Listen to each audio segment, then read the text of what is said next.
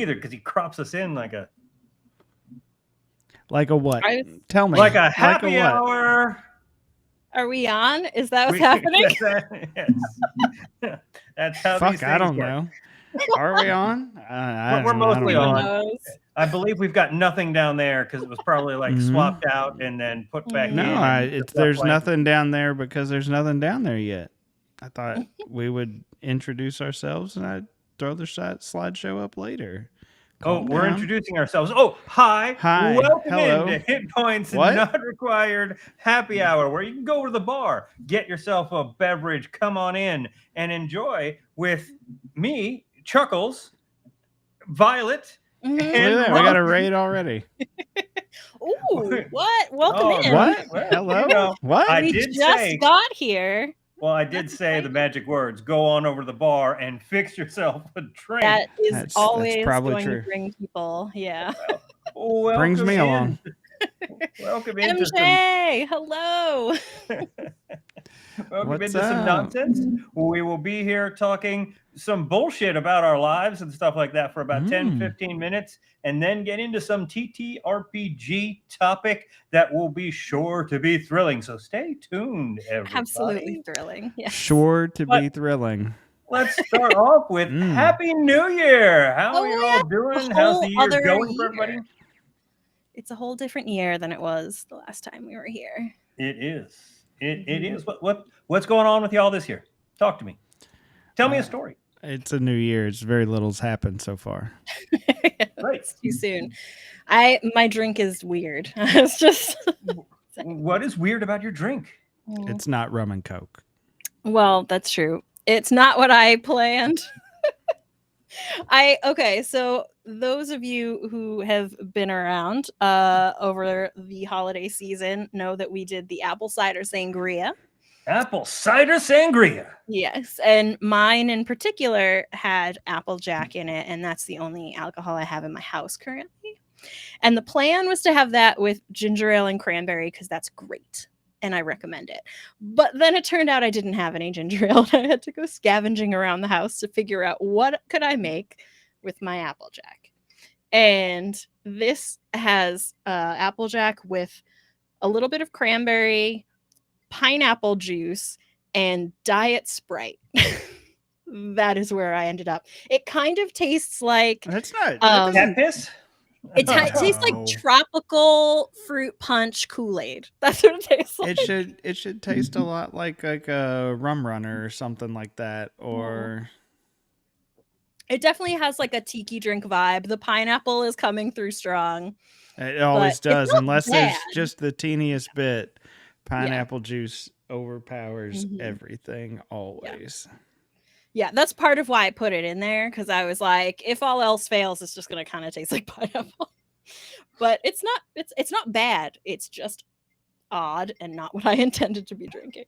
So tell us how it went. A hag plus giant cat. Did they win? Did they die? Please tell me they died. For those of you watching this stream on YouTube or somewhere else, I believe that we have a question about a hag and a cat or something going on in a stream that was rated into us. So that's where that question I don't know what exactly this is about, but it sounds great because I'm a big fan of both of those things. Hags and cats. So apparently they won. It was a hag and a giant cat together, and apparently the party won. You could still die, though. Somebody could have still died, and you won. It's true. But there was a there was a hag, there was a cat, there was violence. That sounds right. Good Sounds times. like a good time. I agree. Recipe for good times. Unlike recipes for questionable drinks. I, on the other hand... It's kind of pink, which is cute. It's a cute color. It's important. It's important when we're deciding what to drink and talk about the color is very important. I'm sitting here with some hot cocoa that I've spiked with some tequila. So, that's a nice brown color. I don't know what that says about me. However... Cheers.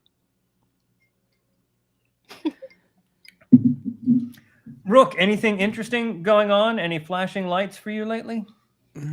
Yeah, no, not since. No. The enthusiasm, the sheer enthusiasm. So, for those of you just tuning in, Rook is known for the enthusiasm with which he brings to the show. He's never been told, hey, can you speak up a little bit? We need you a little louder. Stop whispering. Never happens. Yeah, fuck you guys. So I may or may not have gotten a speeding ticket over the course of the week. In a particularly shitty situation, but it is what it is. It's cost of doing business. I drive a lot. So is what it is. Not too bad. Not the end of the world, but also annoying. Particularly annoying because it was in a 0.2 mile stretch of road sandwiched between 255 mile an hour sections of road where the speed limit drops to 45 for a brief moment, and the cop was sitting there and literally said to me, yo, you're the slowest person I've pulled over all day. I'm like, well, fuck you very much, sir. Have a great one. Oh my God. So glad it's raining and you have to stand out here. Give me one moment while I look for my insurance and registration. Oh, sorry, it wasn't in that glove box. Let me look in the other one. Oh, it must be here in the console. Oh, yeah, here it is. Yeah. Speed traps and first of the year. It's the start of a new year, everybody. Be careful out there. People are getting ahead on their quotas. And by people, I mean the law is getting ahead on this stuff. So just watch out. Be careful for you. Don't be Rook. That's the moral of this show for the most part. Just as a blanket lesson. Don't be Rook ever. Oh, so we do have a tradition on this show where someone always drinks on the house. It's not going to be the cops, just so you all know. It will never be the cops. Let's just be straightforward about that. But if you were pulled over by the police, there is a certain group of people who would always get off with just a warning, be more careful, that sort of thing. And that's grandmas, right? I mean, you're a little old lady driving, they pull them over, you feel bad. You're not going to give your grandma a ticket. And so, today on this show at our bar here, those little old ladies who, while taking time out from solving mysteries to do their knitting, are, occasionally going a little faster than the posted speed limit.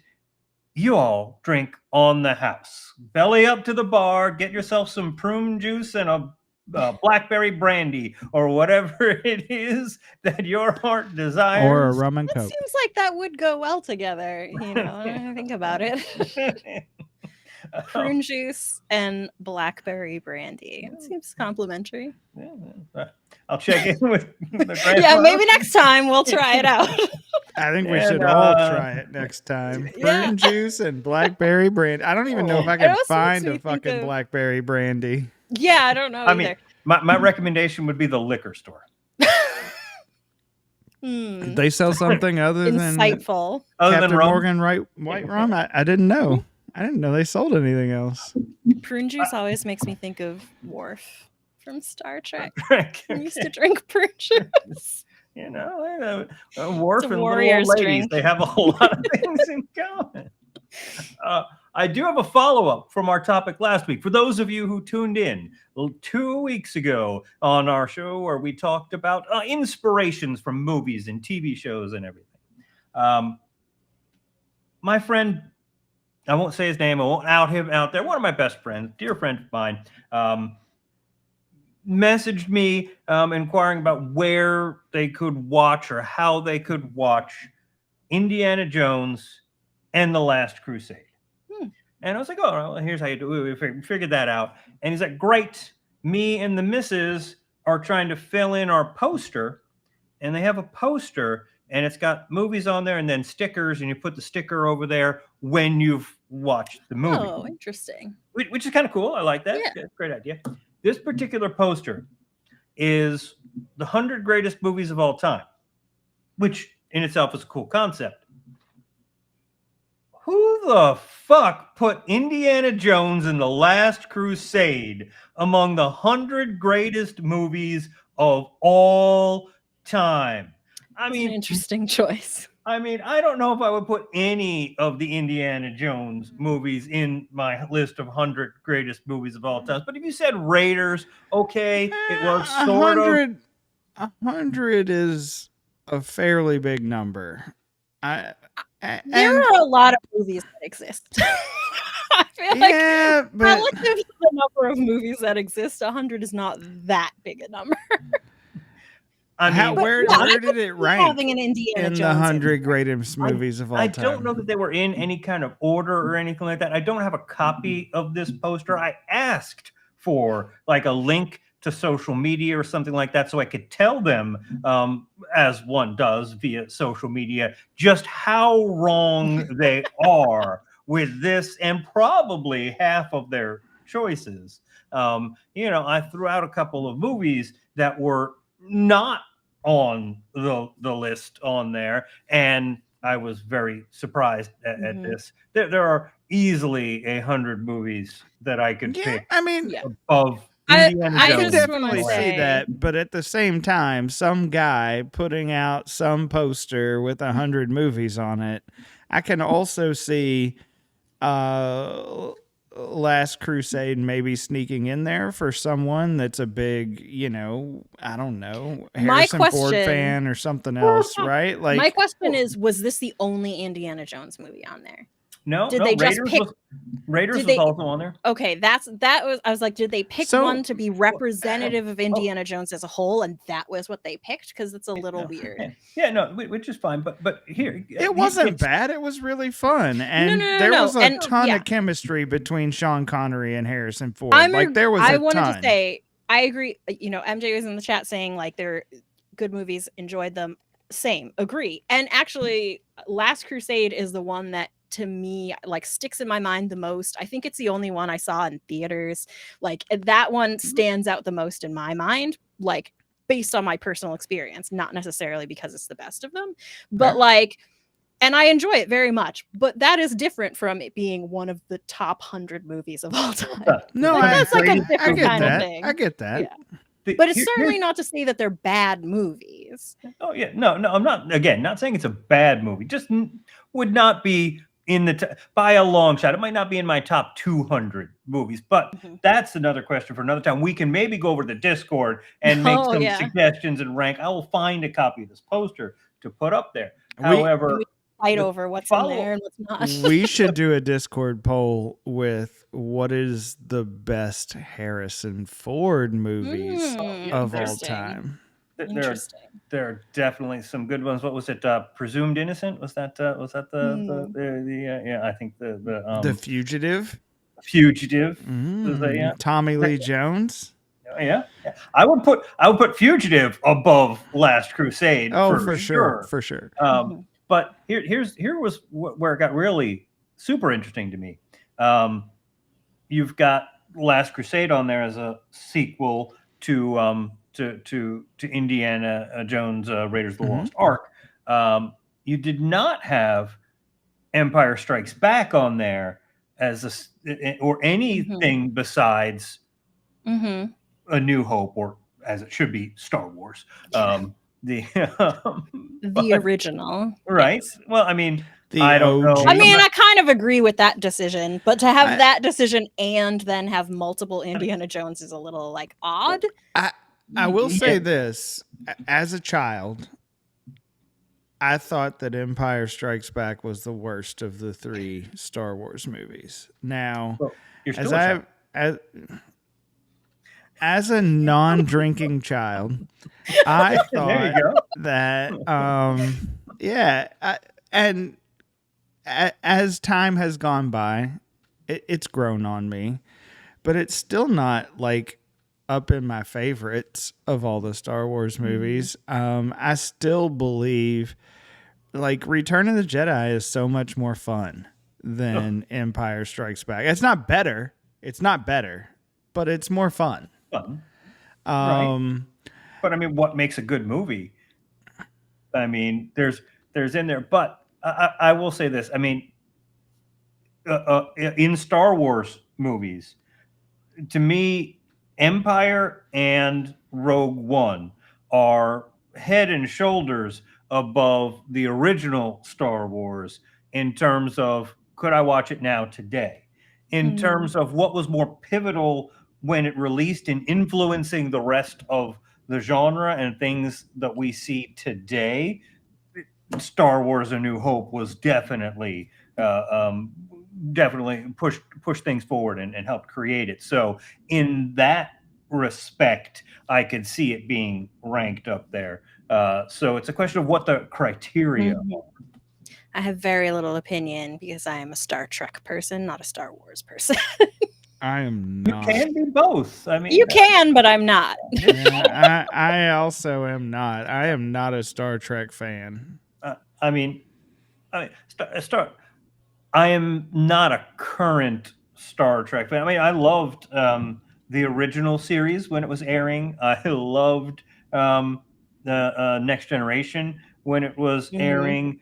Yeah, I mean, golden age, like best era of Star Trek is Next Generation, DS9, and Voyager. Yeah. I would say that my favorite, not being a Star Trek fan, Deep Space Nine was my favorite of the Star Treks. Yeah. I think that's where it peaked, in my opinion. Yeah. I also am, one, not a fan of sci-fi, and two, my favorite sci-fi series is probably Babylon 5. So, and it's terrible, but I love it. It's a great story. It's a terrible, terrible script. And that is what you will hear from every person who loves Babylon 5. Yeah, I've heard that same description from other people. Like Firefly, it knows what it Firefly was amazing. And doesn't try and go outside of those boundaries. But I mean, my thing with Star Trek is it, and Star Wars for the most part, except for Andor, it hasn't grown up with me.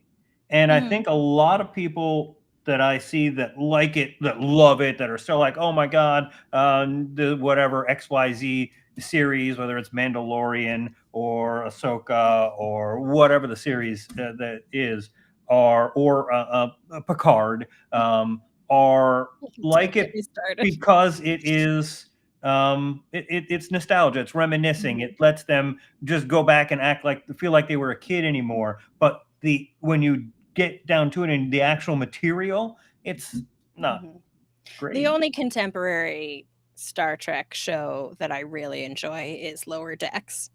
Even though it's like an animated show and like seems very different, it actually has more of the vibe of like older Star Treks than I think any of the other contemporary shows. But I still watch, Next Generation and DS9 and Voyager and the original series like all the time. Yeah. There's nothing wrong with that. To me, it's when you're putting out new material and you're not growing with the times, right? I mean, I watched all of that, and then I get into things like The Expanse, and I'm a huge Expanse fan, and it's more hard sci-fi. It's more it feels more adult to me, not like, oh well, let's have this beautiful picture of the world and this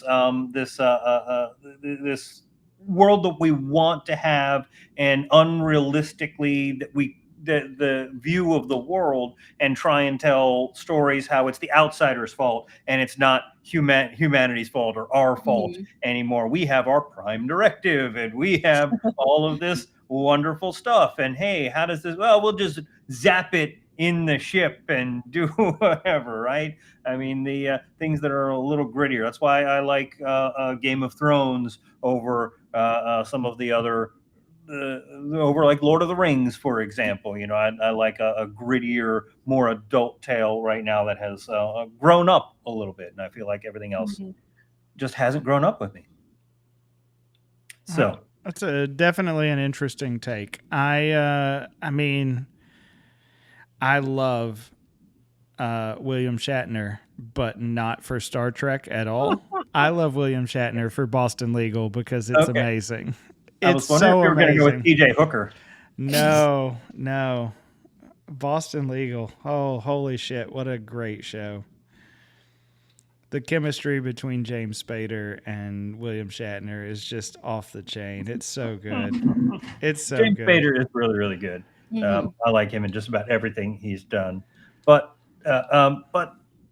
I speak and I talk about how people like nostalgia, and that sort of brings us akin or close to our topic of the night. We recently did, maybe we'll be able to link it somewhere in one of those little boxes up there or something, a one shot, an actual play in the BrindlewoodBay system setting, everything like that, where we had the opportunity to bring out the little old lady in all of us, and at the same time embody some of the 70s, 80s, 90s TV shows out Yes. there, from Magnum PI to maybe 60s with That Darn Cat, or Columbo, whose Oh, name may or may not be Frank. And definitely not, but all okay. of the, well, it depends upon whether you talk to the script writers or the people making the props, because his badge said Frank on there, and the script writer's like, we never intended to give him a name. So it's all good. We're not going to get into that tonight. Maybe on the Discord, if you want to weigh in on the Frank or no name Columbo. But at any rate, we enjoyed this system. We played this game, and I'm interested in Violet, your take as a player who had to create a character in this system and embody it, and Rook, your take, who was subjected to, our Subjected. Oof, that's rough. portrayals Who of endured. Yeah. the cigarette smoking I, prison bee. I wouldn't say endured. I endured Temple of Doom. I did not endure the Murder Maven's mystery. Yeah, no, again, the open forum perspectives wherever you want to start on your experience creating, playing, observing this system. Let's talk about something that is a TTRPG divorced from the classic Dungeons and Dragons system and setting. I loved that Chrysander chose Scarecrow as his class background. Maven move is what it is Maven called. move. Yes. And despised the fact that he had no idea who the Scarecrow was. Because again, Babylon 5, yo. Bruce Boxleitner. Light it up. Again, Violet, your take on creating, before we go into some of the rest of that, your take on creating and playing. It's interesting because, especially compared to D&D, of course, it's a very, and even compared to other PBTA games that I've played, it's very rules light. Like there's just not like a lot of other PBTA games I've played, powered by the apocalypse, like Masks or Monster of the Week or things like that. You have like a playbook, which is sort of like your class in another game, and you have like a specific like set of moves, and you can choose like, you know, a few of these and a few of those, and there's a couple of different things to track. And this was like really pared down compared to those, even, and of course compared to D&D. So very, very, very rules light, which I think was interesting, and like definitely let you like not think about the game aspect of it really, and just kind of be like, I'm just playing this character who's just doing stuff, and I guess meta will tell me if I need to roll dice or something. Which, you know, when you have a more rules heavy game, and I think there are pros and cons to this, I don't think it's just like a bad thing, but when you have a more rules heavy game, it gets you thinking more about like, well, I have these things at my disposal. So not necessarily that you have to like force them into it or anything, but you know, you have that in your head that like, as situations come up, do I have like some particular skill that fits this or whatever? I feel like that was much less the case with the game, because there just weren't that many like specific, like character specific skills or anything, or mechanics. I would say as a viewer, The characters themselves were endearing and enjoyable to listen to for a while. But at least in our particular playthrough of what's it called, Brindlewood Bay, at least in our particular playthrough, I felt like there was not really some sort of climactic moment. Like there was no pace that showed, hey, we're building up, here's the crescendo, and now we taper off to the end of this story. And that led to the later half of the episode being fairly heavy to watch. Yeah. And I think I was thinking about that too as we were playing. Like I was thinking about, because it very much felt like, we were going through this whole stretch of just like collecting information and not necessarily knowing where it was going yet.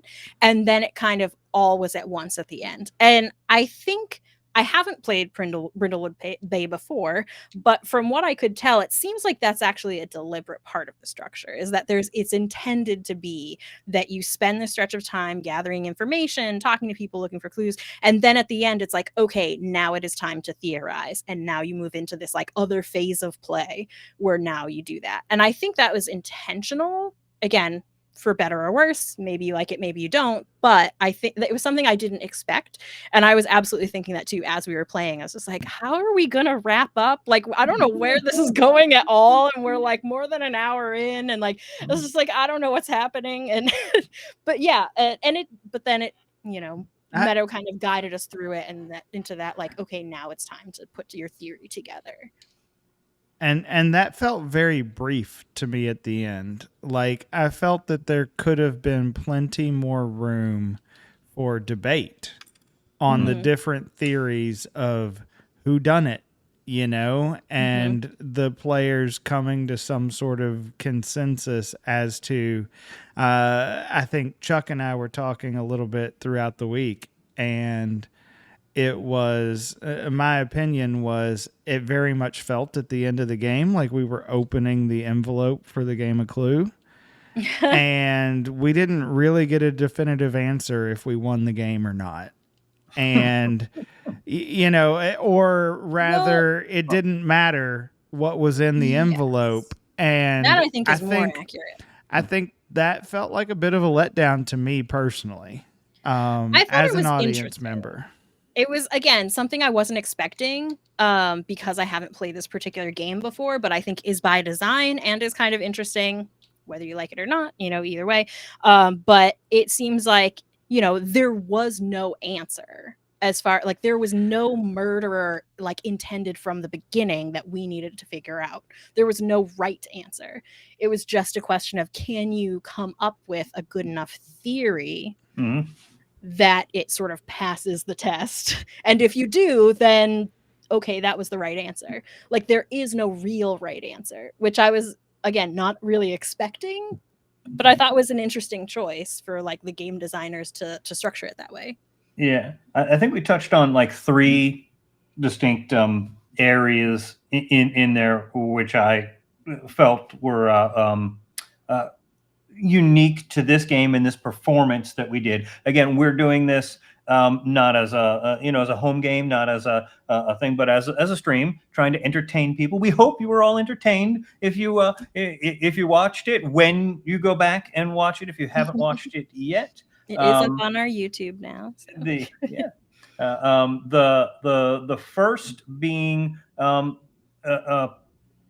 pacing, and I will call it an investigation game. And I run into this at times. I don't think it's exclusive to this game. I think we've run into this. I have run into this as both a player and an audience member watching other investigations where that's your primary goal, which tends to devolve to player character with DM, NPC trying to get information and get a clue with a capital C that we'll put on our board, and not a lot of room for player conversations because, hey, we need to do these, we need to get these clues, and we need to do that, and you can't get them from talking to each other. And my preferred game, I think the most entertaining games that I played in and watched were where there was primarily conversations back and forth with the player characters. And I think this game inherently makes you not have those conversations, especially as a one shot. There's more room. If we had taken and done this as a 2 or 3 session game, there might have been more room for that. But in the form in and that also leads me into the second point, whereas we had not played this game before, right? I'll call this akin to playing a board game for the first time. You play it, you learn all the rules and figure out everything, and you're like, oh, now I understand. Can we start over again? And I mean, can we play it again? That sort of thing. And I didn't know that we were gathering clues with a capital C to put on a board to eventually have a theorizing session, right? And if I had known that as a player, we could have been, okay, let's put that on the board and look, how does this connect? And there could have been some of that theorizing and use that to have those character conversations as we were going, right? And then when we get to the end, in terms of doing it as a televised show, as a stream, might have been interesting to do that. Hey, we're going to take a 20-minute break and we'll be back for the exciting conclusion. And we do that and we're halfway there already. It might only be even a 10-15-minute break because we had been doing it as we go. So then, okay, we do this thing and we come back and we play that last scene out with a lot more of the detective announcing and gasps of the audience and all this stuff as we're explaining our theory in front of the rest of the people and in front of the audience, but in front of the NPCs at this whatever happened, wherever this murder mystery is, and who we're accusing and how, and here's our evidence and what's going on. And I think you can have that moment of excitement that Rook was talking about that we didn't sort of have, that it just didn't have Nintendo. Pulling old man McGrady's mask off right from down the street. I mean, I don't know if I would say, maybe it wasn't quite the, exciting moment, the big reveal that was expected. At least, and I can't, obviously, because I was playing, I can't speak from an audience perspective. I don't know how fun it was to watch, but it certainly was fun, I think, to play. The sort of frantic energy of those last moments, and they're like, wait, but maybe it was this one. No, wait, this one. Like, that was kind of fun. Like, in the moment, just like, kind of like, okay, now is the time, we have to put it together. We're not doing it gradually. You got to do it now. Like, figure it out. It was fun. It was very different from the way we normally play. And I don't know if it necessarily is like optimal for something that you're doing for like a stream that's, for an audience or something like that. But it was fun. It was fun to play. Yeah, I will say, not saying it wasn't fun from there, but also even while we were doing that and like trying to go through everything with it didn't feel like something that was particularly forwarding the story and telling the story. Oh yes, it was very meta and like outside. Yeah, exactly. For sure. Yeah, it was a fun, we are people playing this game right now kind of moment, not so much characters in the world kind of moment. Almost more of a behind the scenes thing, from my point of view. Sorry, I would say for sure I agree with Chuck's statement. I agree with Chuck's statement. 100%. It was choked. Let's do that when I take a sip.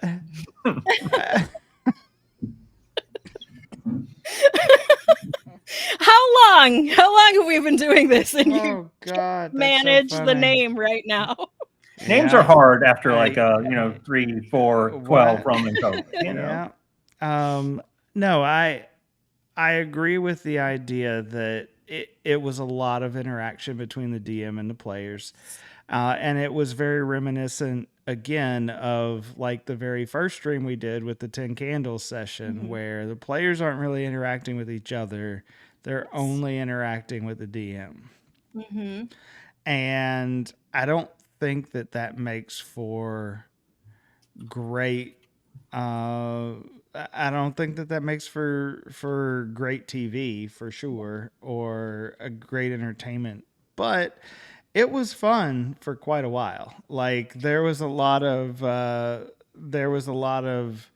energy that was there, old lady energy, if you want to call it, that was there, that I think carried the game for quite a while. There was a lot of buns in this one, I'll tell you that. Oh my Old god. prison B. Old prison B. But yeah, I mean, I 100% agree, and I know we've talked about, like, some of us have talked about this, like, just, you know, off stream, that to me it's not so much about this game, but murder, the sort of murder mystery concept in general, is really challenging to do in a role-playing game, because yeah, it does tend to be a lot, it's hard to avoid it having a lot of just player DM interaction, because you're trying to get information from the environment, whether it's looking physically for clues or talking to NPCs.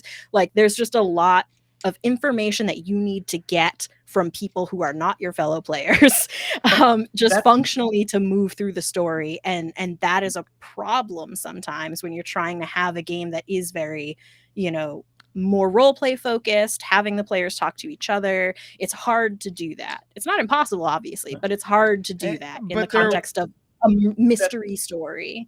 And that's why I thought like having an opportunity of going back to a murder board, getting back together where it's just the player characters adding in clues and talking about stuff as we go could have made that more accessible.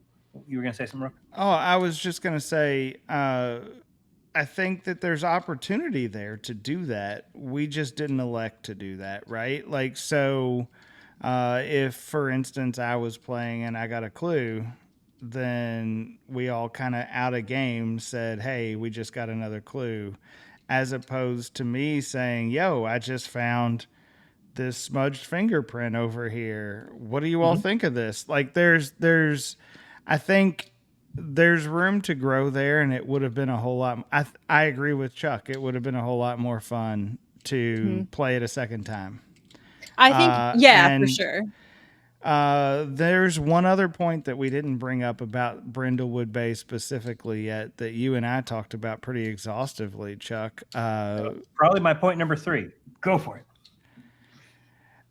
Why did we add in all of these random Maven moves that were not really tied to old ladies, but rather just random nostalgic characters of 80s and 90s and 70s things? Yeah, let's for the audience sake step back a little bit and talk right now about character creation. Right, it's a very simple system for character. I still have my sheet, as a matter of fact, right here. It's literally just one page, just like this. It's backwards, I understand. Yours is not backwards, but it's, the point is this is very short. But in creating a character, you are and the game is set up that you're old ladies in a book club, and you're from one author. There's this that they've written a lot of murder mysteries, and you all have bonded over this. You don't have to be old ladies. You could be whatever you want. But in the spirit of the game, we were all old ladies, and so you choose a cozy move. We'll get into. Well, there's the Maven moves and the cozy. With a cozy activity. Oh yeah, cozy activity. You have a cozy activity, a style, and and then a couple of things that go in your cozy room or your safe place where you feel safe, right? Those 3 things, and then you choose the Maven move. I want to talk about the other 3 things before we get to the Maven move. And so you choose a style. In my case, my style was chosen as prison chic. And my character, as I went through, I created it, felt like they were in prison for the majority of their life on this planet and only recently out, and it gave it a little something in there. So we went with prison chic as our style. The activity, something that you did when you felt safe. It could have been like knitting. Some of the other suggestions that they have on here: cooking, gardening, all of that sort of stuff, pottery. There was a one for collecting, and I chose to collect spoons, as I thought that would go along with the prison chic atmosphere. You never know when you're going to need a shovel. And then you choose your cozy place, which for me was the closet, because it was a smaller space where we could sleep and have all our stuff together. It was too much area outside of that. And then you have a couple of items in there. Violet, do you have anything to add on that score? Oh, do you want me to share some of my choices? You can share some of your choices, or just thoughts about that part of the process. I mean, I think a lot of those things were, in our experience, just flavor. Like, they didn't super matter. It was just like character flavor. But I will say, if you read through some of the materials relating to this game, if you play this game as a campaign and you do multiple mysteries over time with the same group and that sort of thing, a lot of these things actually do have mechanical function. Like, there are certain things that can happen if you are doing your cozy activity at a certain point when something else happens. Like, they have more meaning, I think, in a longer game. For us, it was just kind of just character stuff. I mean, mechanically, some of that came into the game as well. There were rolls with advantage when you were using something from your cozy thing or doing related to your activity or any of that. So yeah, there are mechanical stuff, but I think, to me, even in something like D&D, where there's stuff that has specific mechanical things, it's more about the flavor. It doesn't matter what is the flavor. Let's dig into that first, and the mechanics will come later. And this is a good extension of that. It's more about the flavor. It's more about helping you develop who this old lady is by choosing their activity, and it certainly influences who that character. And I think, kind of like your character, a lot of my choices influenced my other choices, and having like that sort of consistent, like Prison B has a lot of things that sort of tie into like that being her experience, having been in prison. And my character, I realized after the fact, this is a complete fail on my part, that I never actually described what my character looked like. And like, I had such a clear picture in my head, I don't think I ever said what she looked like during the game. Which her style was fairy godmother style. She was very like cute, pastel, everything, pink beehive of hair, and her hobby was knitting, and like her cozy place was her little craft room with her big fluffy cat. And so she was just a very like cozy, fluffy, pastel sweetheart kind of like concept for her. And all the choices that I made for her kind of related to that overall concept.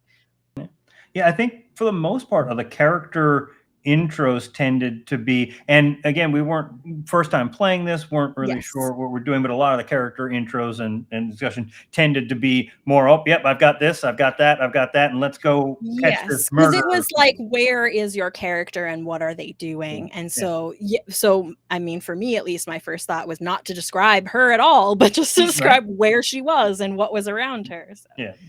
So.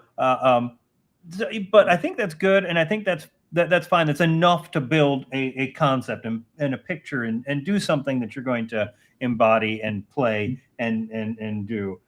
The second part of this is then you need to choose a Maven move, and all of the Maven moves are based on old nostalgic television shows and movies, ranging from, I think the oldest may have been That Darn Cat, which is where we got our feline friend from. I've watched like every other thing on the list other than That Darn Cat. Yeah, it was a movie from the 60s, so that was not what my cat was from. That was not what they. That's what your cat was from. No, it was not. Gordon Gordon Shumway. Gordon Shumway. Well, okay, maybe it's a double reference because Gordon Shumway was the name used by Alf on the show Alf. I think Alf adopted that as a reference to that Well, darn cat. But here, let me tell you a little bit about that darn cat, and you tell me what you think based on the Maven move you were It's gonna assigned. be a Sure. fucking fight here, y'all. I'm taking bets right now. Oh yeah, gloves are off. So that darn cat is a movie, and the basic plot of that movie is there's a robbery that happens, and this cat from the neighborhood goes through where the robber's hideout is and picks up a couple of trinkets, brings them back to the person's home, and they're like, well, where'd this stuff come from? The FBI gets involved, and they keep following this cat around to pick up these clues and eventually catch the robbers and solve this thing, because this cat that just kept wandering around and going back in to look for trinkets and do some stuff led them exactly where they were supposed to go. That certainly makes a lot more sense than if it was a reference to Alf who eats cats.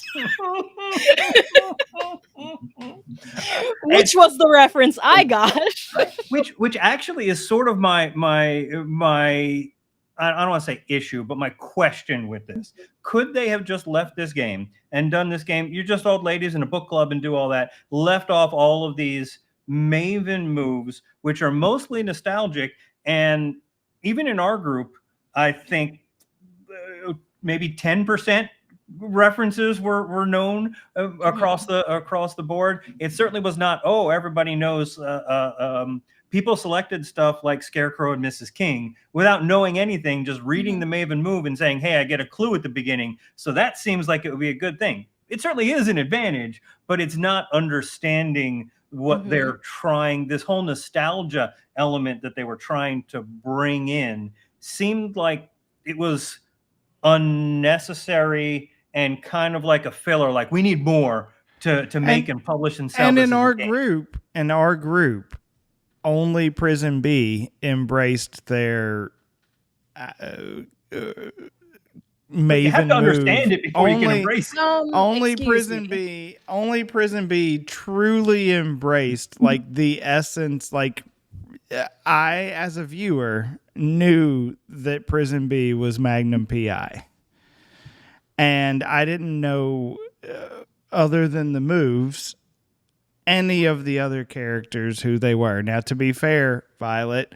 I didn't know who the fuck Gordon Shumway was, so I didn't know anything about that darn cat. But I don't know that there is. I don't know that that's really any intention. I think it's more just meant to be like a cute reference in the rule book than anything else. I don't know that there's any intention for it to influence the character.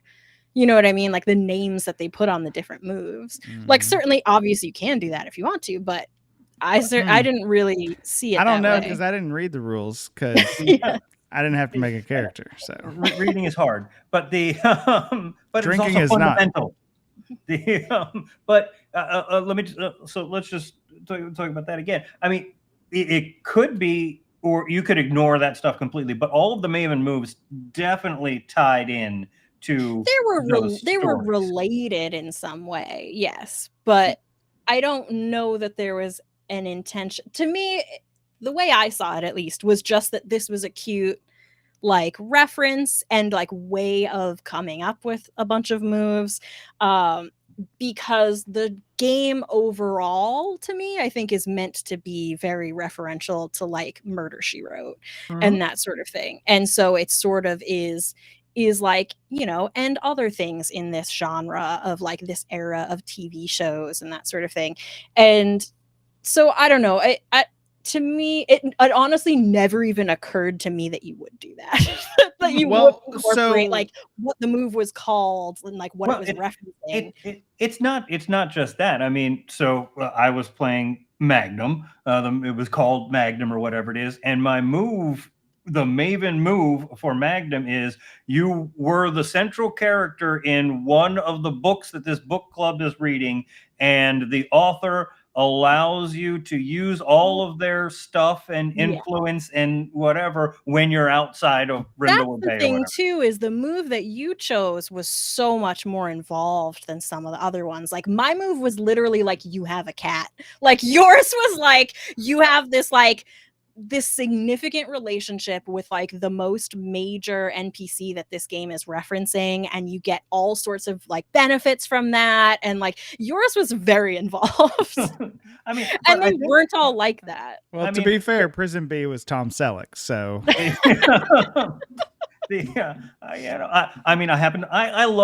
got most of the references. I get it. It's nostalgic. I love Magnum PI. I love the A-Team. Could have been BA Baracus. And that also, and I mean, that one, if I remember, was, and I don't have the rule book open in front of me. I should do that. But it was like, when you need it, you guys can put together a vehicle or something like that, or put together something what you need out of the spare parts that you have lying around. There was a that MacGyver. sounds like the MacGyver one. Yeah, there was a MacGyver MacGyver one that was like that. I ain't thought getting about on no that plane, one. Hannibal.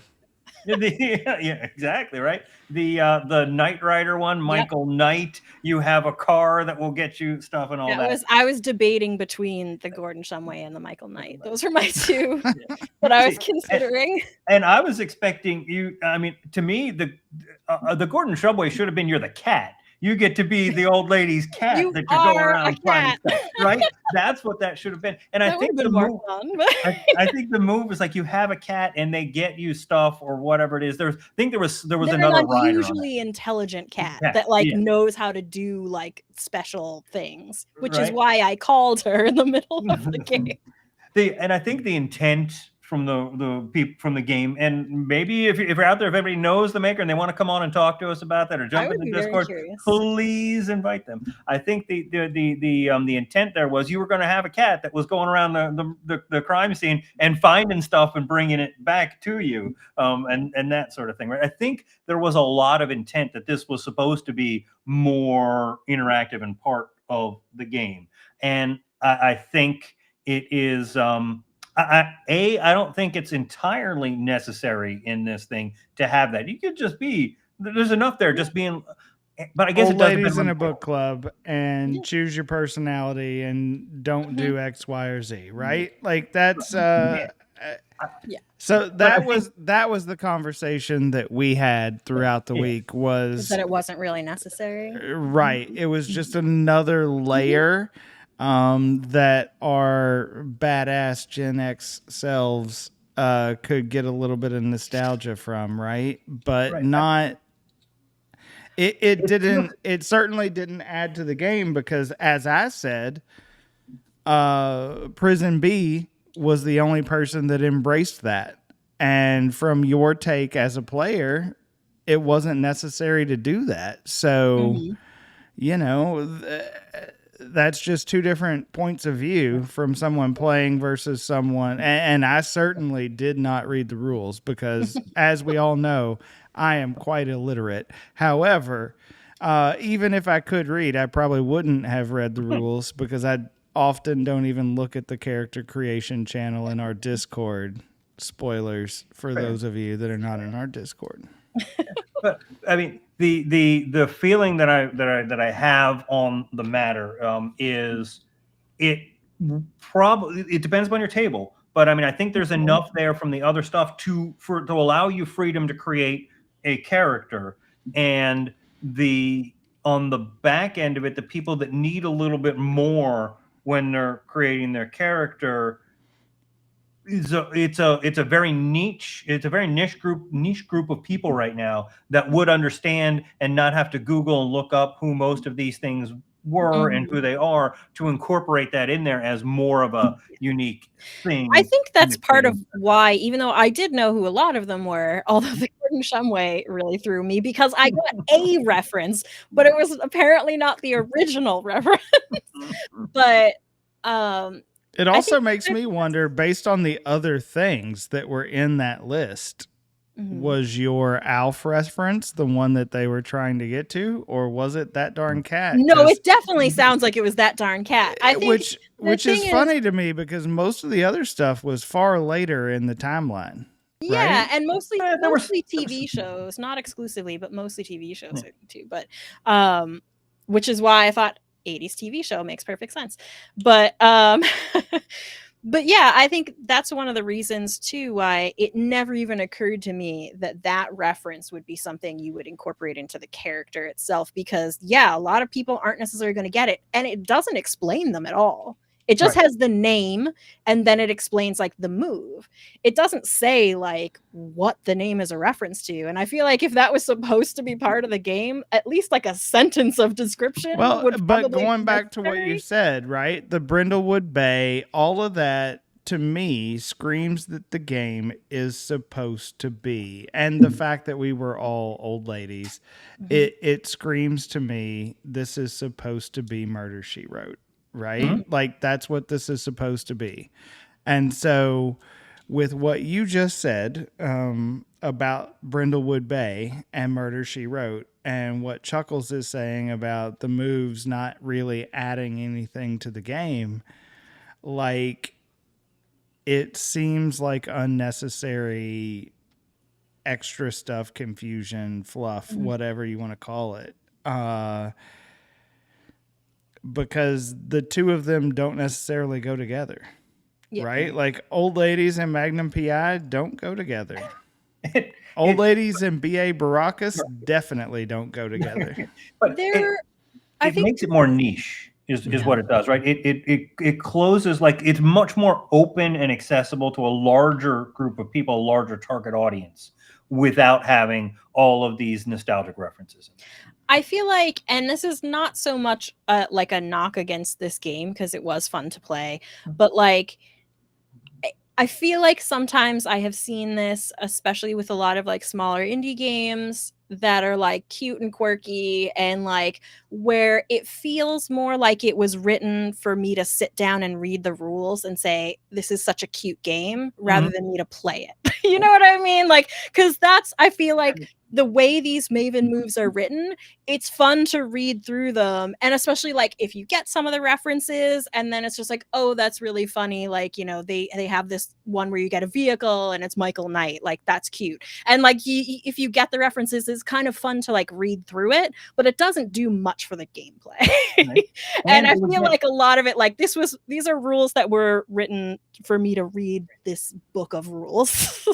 I think you're 100% right there, because it's designed to play not as a one shot, but as a campaign. It's supposed to be a campaign. We did a one shot in there, and it's inexpensive. It's a great concept of old ladies solving mysteries because they're book club people, just like somebody listening to a podcast thinks they can solve murders because they've listened to a lot of true crime podcasts, and it ties in the occult as well. And you've got enough depth there that this could be an interesting campaign. But I think the Maven move aspect of it would get old a couple of sessions in, and not during and not last the length of a campaign. I agree with that, but also I think it's really interesting that you bring it up as a campaign setting, because as a murder of the week, Murder She Wrote, Jessica Fletcher, you know, old ladies in a book club solving crimes, I think it could be way more interesting and exciting in that regard, but also it starts to create those inter-party dynamics where even in the green room last week when we played, I said, hey, Meadow had said, hey, you all are friends, you're all in a book club together. And I had said, yo, does anybody hate each other? Like, whatever. Is there any drama there? And over a campaign and over time, some of that could be established. And to be fair, I think this could be a setting or a source book to play another game. You could take, and I know everybody is anti D&D in a lot of the communities that want to play these games, and they are spawned, but you could certainly take a modern take and use D&D rules. You can use other things and just have this be an interesting setting and way and source book to play a game in that, rather than try and create your own system. And I think that would eliminate the need for the nostalgia of Maven moves. or have things like that are in there to be able to play it as like a one shot or a palate cleanser or something like that. I agree with some parts of what you just said. I don't know that I agree about being able to play the same sort of thing with D&D rules for some of the reasons I said from the beginning about how this being rules light, I think encourages a different approach than something that has like a very robust rule system. And I think it's going to inherently influence play, whether you want it to or not, when you have like a really in-depth rule system like D&D. But I would love to see a game like this teased out into separate pieces of the system and then the setting, because I feel like they're too enmeshed in a way that is unnecessary and I think maybe weakens both. Like I would like to see the system stronger and more consistent and like have a purpose, and like the mechanics of it have a purpose, and then the flavor stuff have its own separate purpose. You know what I mean? Like have something like BrindlewoodBay that is about a group of people who are common people, like everyday people, not special, not freaking paladins or something. But I'm not an everyday person, honey. I don't know what you're talking about. People solving mysteries, and then the like Murder, She Wrote, Little Old Lady book club part is more of like a skin for that. It's like a setting book, But it could be way darker, right? Like people I solving mysteries could be way like true crimes, Yeah, like you could it have the could same be basic way darker system. with 4 people that got together to solve a crime because maybe one person's child got kidnapped and another person had something happen in their past, et cetera, et cetera. Like you could really expand on it as to why they're together solving these crimes. Yeah, And there's a whatever's million things you could do that are not a book club, an old lady book club. And so to have that like so enmeshed as part of the game itself, I feel like it's kind of unnecessary and it makes things a little muddled. But I will say this in general to all of our listeners and the people out there that want to do more role playing and want to be more rules light. Feel free to ignore rules in your system. Feel free to and encourage your players not to ask for roles, because the same style, a lot of my D&D tables and other tables that have a heavier rule system, where I enjoy them and where they're fun to me, is when we're not rolling a lot, where we're not worried about what the roles are and the rules are, and diving in. Oh, well, I've got a thing for this. Oh, I've got a thing for that. Oh, can I make this roll? It's just, hey, we'll do this. We're going to have discussions. We're going to argue about stuff. We're going to talk. We're going to investigate and have conversations. And doesn't matter whether it's an occasional roll, and that's all that it is. It's not so tied into the rule system. Lean more into your role play and less into what's on your character sheet and what you have to do, and you'll have a similar sort of play. You're not beholden to rules lawyering and going down the page and trying to find and ask for stuff. That's just my point of view. I do think there are, and this is very much like a topic for another day because it's a big topic, but rules light versus rules heavy. And I think there can be a lot of benefits for role play in a rules heavy game, and in having more in-depth mechanics and things like that. They can prompt ideas that you might not otherwise have thought of. The sort of challenge of incorporating, like, well, what does this mechanic mean to the character in the world? What might that look like? It sort of creates like a kind of creative challenge.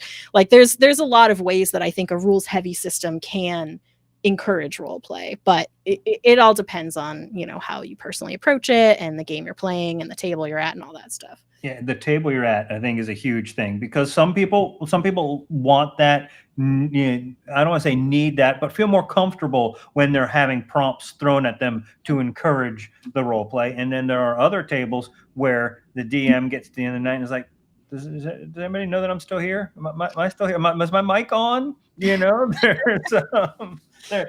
are definitely sessions that I think are fantastic when the DM says all of 25 words. They don't have to be out there throwing. I remember a game like that. I mean, it's fantastic. Y'all are on a boat. I'm done. Let me know when you're finished. I rolled yeah, dice. it's made of wood. I rolled dice once, and it was when Axel finally went to sleep, and Jewel was supposed to take over rowing and didn't. I rolled a die to see which direction, whether your boat was still pointing in the right direction or not when you woke up. That was the only The thing I rolled. direction which didn't matter because it wasn't even part of the game. It was just like, are you going the right way or not? No. Like that was it. And yeah, it really didn't make any difference. It didn't matter, and I mean that was in a D&D setting, and you can have you're not beholden to that. I think there is a lot of vitriol in circles, and a lot of TTRPG specific things. There is a couple of camps where it's like I'm over D&D, I hate it, and it's like, well, why are you over it? What do you hate about it? Well, this system allows more of this and that. You could do that in D&D too. When people start realizing it's you, what do you want to get out of the game? What do you want to bring to the game? How do you want to deal with it? And finding the people that want to play the way you do. Not that you're obligated to play D&D for anything you want to play. No. Just plug it into D&D. But if you you should play Prison B. You certainly don't have to. There are other systems that are fantastic, and it's great playing systems like this that hey, they're palate cleansers, they're enjoyable, I like playing them, and also to hey, how can I incorporate some of this into my D&D game or Pathfinder or whatever it is that you play regularly, and you don't have the experience of hey, we're sitting down here and you get to the end of it, oh, I want to play that again because now I understand how I want to go back and start again because now I understand how to play it, right? That's the great thing about playing the game that you already know how to Now that we've had this conversation, I swear as soon as this stream ends, I'm going to make a D&D character sheet for my BrindlewoodBay character. Well, on that note, when this stream ends, I'll share it on Discord. we're gonna wrap it up for tonight. Thank you for tuning in and listening to us ramble for an hour or so, and we'll see you on the Discord. And remember, hit points are not required to enjoy a tasty beverage. Yay! Yay! Or a cigarette. I might need some hit points to enjoy a cigarette.